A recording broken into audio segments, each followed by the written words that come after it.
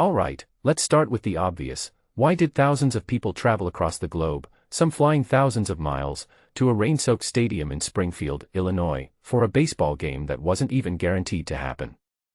I mean, seriously, South Korea to Springfield. That's not just fandom, that's symbolism. This wasn't just a game. It was a statement. The debut of the Women's Pro Baseball League, WPBL, isn't just about sports, it's about defiance, legacy, and rewriting decades of exclusion. And honestly, that's what makes this story way more fascinating than a simple, first-ever headline. Let's unpack the fans first.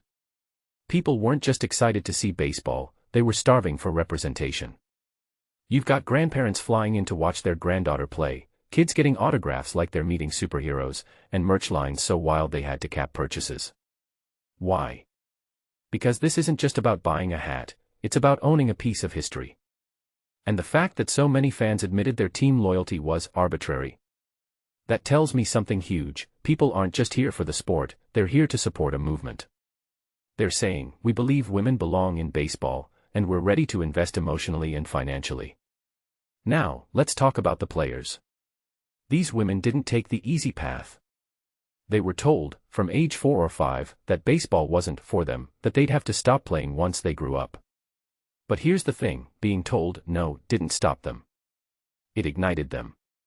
They became bartenders, firefighters, students, juggling life while chasing a dream most people said was impossible. And that's what makes their presence on that field so powerful. This league isn't just a stage, it's a middle finger to every outdated stereotype that said women couldn't, or shouldn't, play America's pastime. Personally, I think that's why the crowd was so electric. They weren't just watching a game, they were witnessing a rebellion. But wait, why Springfield? Why not one of the big 4 cities the league is based in? On paper, it's central for logistics. But symbolically, it's genius. Springfield's Robin Roberts Stadium isn't some glamorous arena, it's humble, real, and surrounded by cornfields. That juxtaposition, world-changing moments happening in the middle of literal fields, feels perfect. It's a reminder that progress doesn't always start in skyscrapers or spotlight cities. Sometimes, it starts in the mud, under gray skies, with a group of people who refuse to quit. And hey, the rain-soaked seats. That's not a downside, it's a badge of honor.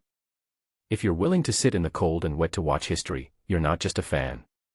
You're a believer. Now, let's connect this to the bigger picture. The WPBL is the 5th women's baseball league in U.S. history. 5th.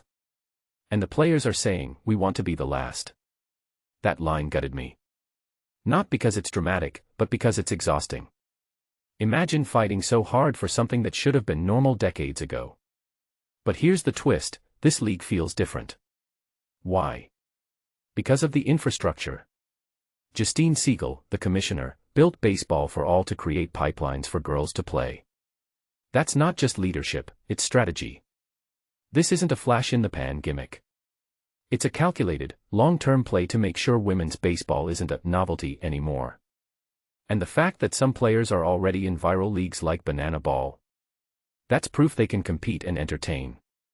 Which raises a question, if women can do this, why has baseball been gatekept for so long? Finally, let's zoom out. The presence of Maybelle Blair, a 99-year-old legend from the 1943 All-American Girls League, wasn't just a cute nod to history. It was a torch-passing moment. The Rockford Peaches fan in the crowd. That kid in the stands who'll never know a world without this. That's the point.